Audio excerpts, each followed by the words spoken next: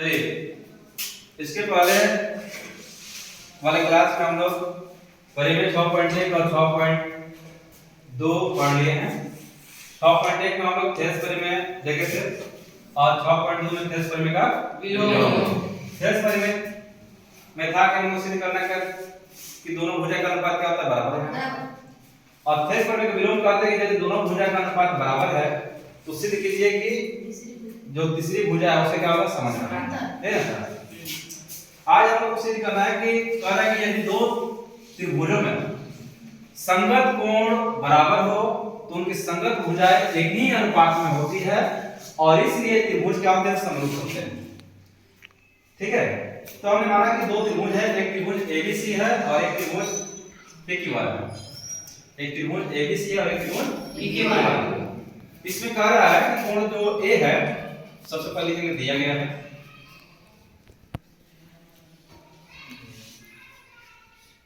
है, कोण A बराबर आपका कोण B है, इसको मान लीजिए इक्वेशन 1 मान लीजिए। और कोण B बराबर आपका कोण Q है, इसको इक्वेशन 2 मान लीजिए। और कोण C बराबर कोण R, इसको इक्वेशन कितना मान लीजिए, 3 मान। ये तो क्वेश्चन में दिया गया है, बोल रहा है कि संगत कोण क्या है, बराबर है। यानी A के बराबर B होगा, B के बराबर Q होगा और C के बराबर R। तो लिखेंगे इसको सिद्ध करना है, तो सिद्ध करना है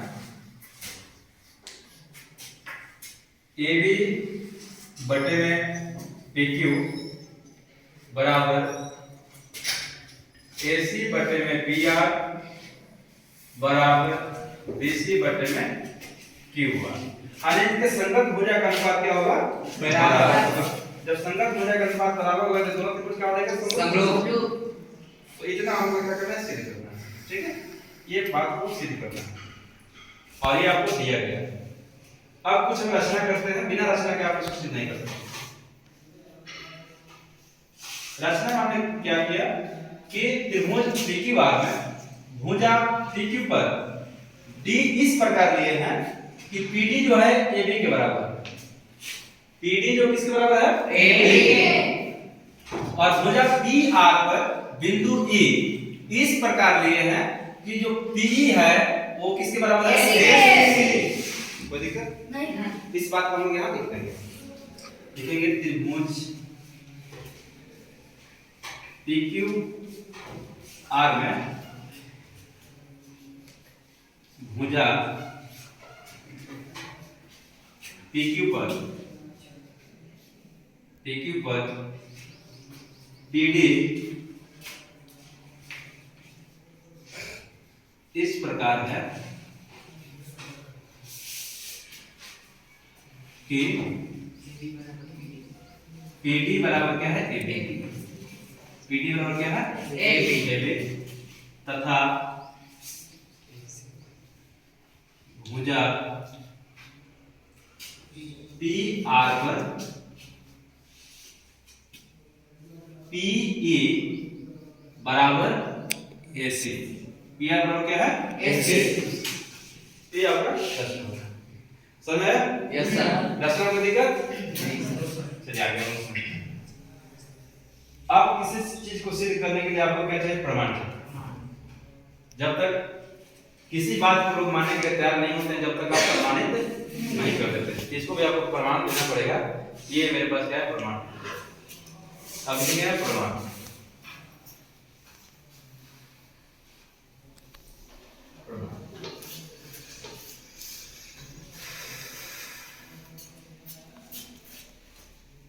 लिखेंगे त्रिभुज ABC एवं त्रिभुज PDE में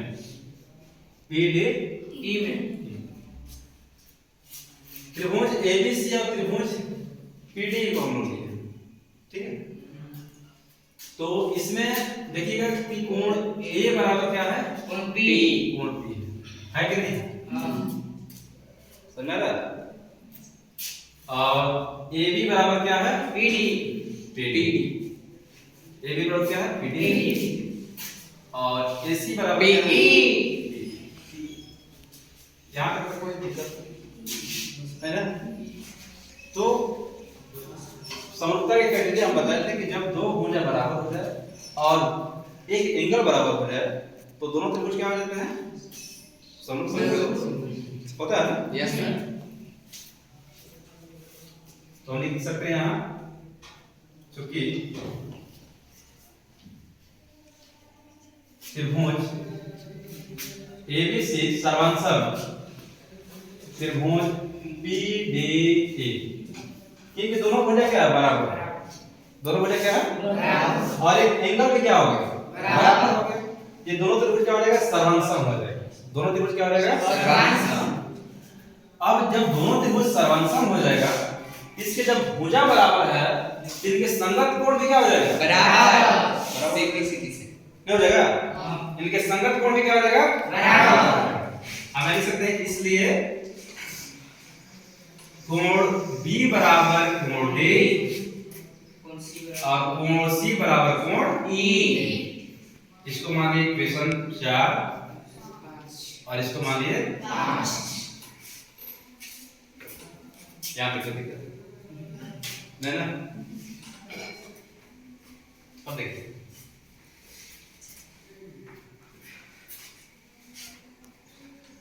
अब इक्वेशन 2 को देखिए और 4 को देखिए। इक्वेशन 2 को देखिए और 4 को देखिए।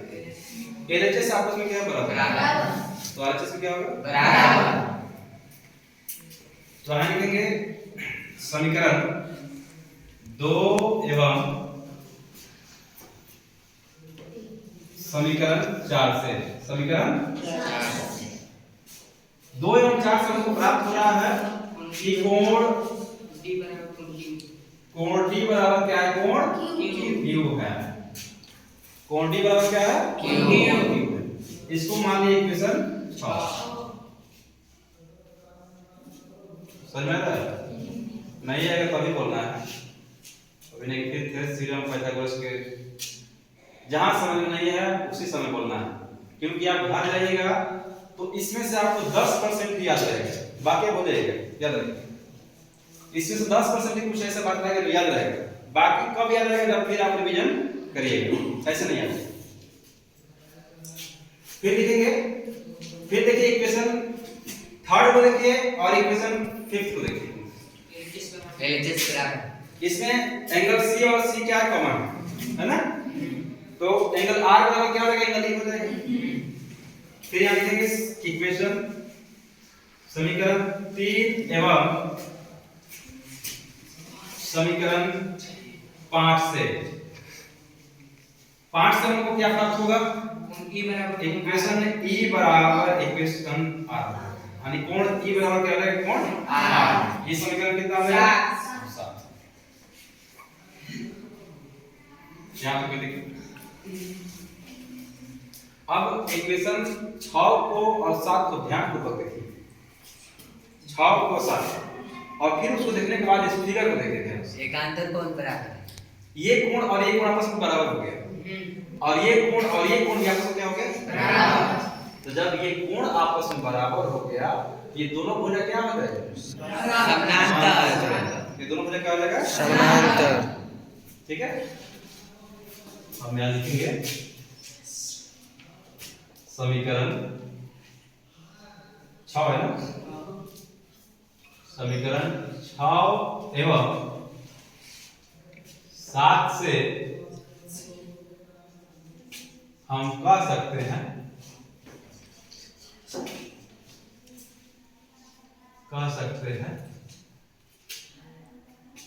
कि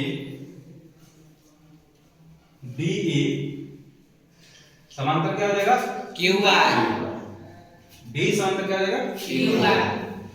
जब इसका संगत कोण बराबर हो गया, ये दोनों रेखा क्या हो जाएगा, समांतर। ये दोनों रेखा हो जाएगा समांतर। अब ये जब दोनों रेखा समांतर है तो इनका भुजा का अनुपात क्या होगा, बराबर हो जाएगा, होगा कि नहीं होगा। जब दोनों रेखा ये समांतर हो गया तो इनका भुजा का अनुपात क्या होगा, बराबर। ये ना थ्योरम कहता है कि जब इस त्रिभुज के दो भुजा के समांतर खींची गई रेखा अन्य दो भुजाओं को भिन्न भिन्न बिंदुओं पर प्रतिच्छेद करती है तो सिद्ध कीजिए कि दोनों भुजा का अनुपात क्या होता है, बराबर होता है। ये कहता है हम लोग पहले सिद्ध कर चुके हैं ऐसा होता है। तो जब दोनों समांतर है तो भुजा का अनुपात क्या होगा, बराबर होगा। तो लिखेंगे आप, इसलिए PD बटे में DQ बराबर PE बटे में ER। कोई दिक्कत? कहां से आया? हेल्स परिमेय। किससे आया? हेल्स परिमेय से।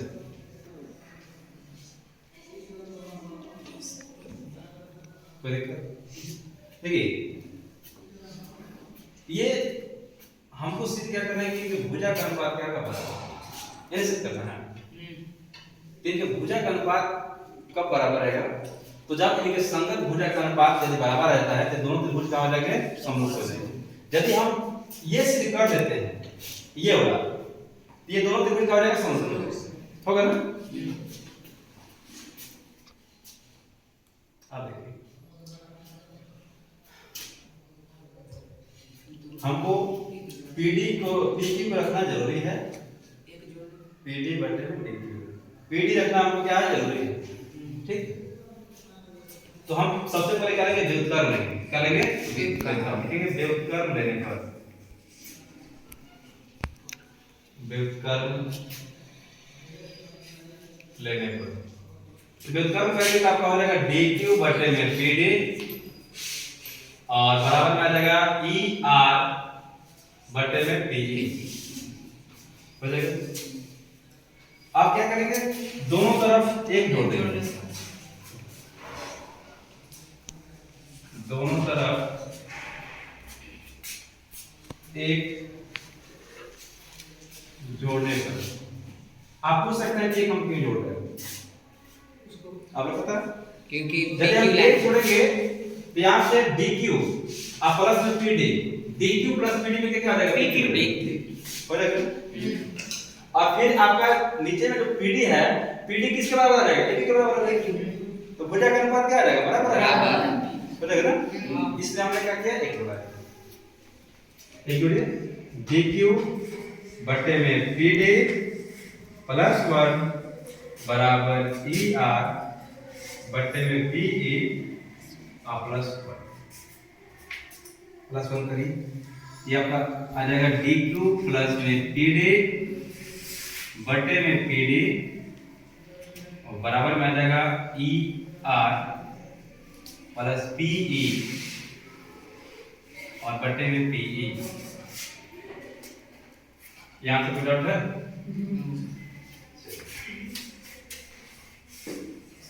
अब इसके बराबर हम क्या लिखेंगे, देखिए DQ प्लस PD, DQ लिखेंगे PQ बटे में PD बराबर PR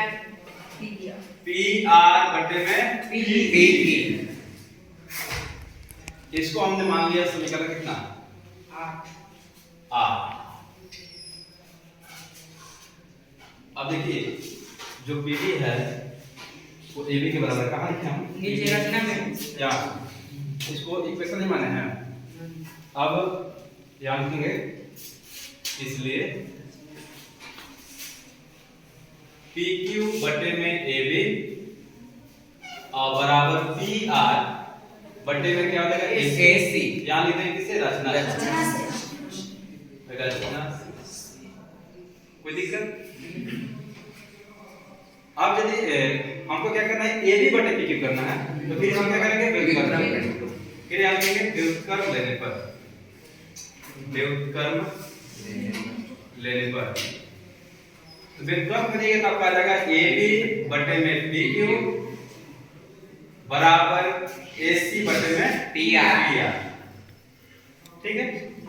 अभी हमने इस ट्रायंगल में इस यहां पर मध्य बिंदु लिया, क्लियर है। यदि इसी ट्रायंगल में हम यहां पर मध्य बिंदु लेते हैं, ये दोनों भुजा का अनुपात इसके बराबर आ जाएगा, नहीं आ जाएगा। इस भुजा का अनुपात इस भुजा का इस भुजा के अनुपात के बराबर आएगा, हां इसी पर आएगा ना। तो हम लिख सकते हैं इसी प्रकार इसी प्रकार हम कर सकते हैं, इसी प्रकार हम सिद्ध कर सकते हैं, सिद्ध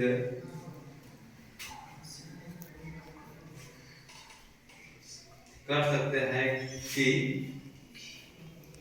AB बटे में PQ बराबर BC बटे में QR और बराबर AC बटे में PR। आपका ये क्या हो गया? प्रूफ हो गया। ठीक है, अगला अध्याय में हम लोग, सॉरी, अगला वीडियो में हम लोग परिमेय 6.4 देखेंगे। ठीक है।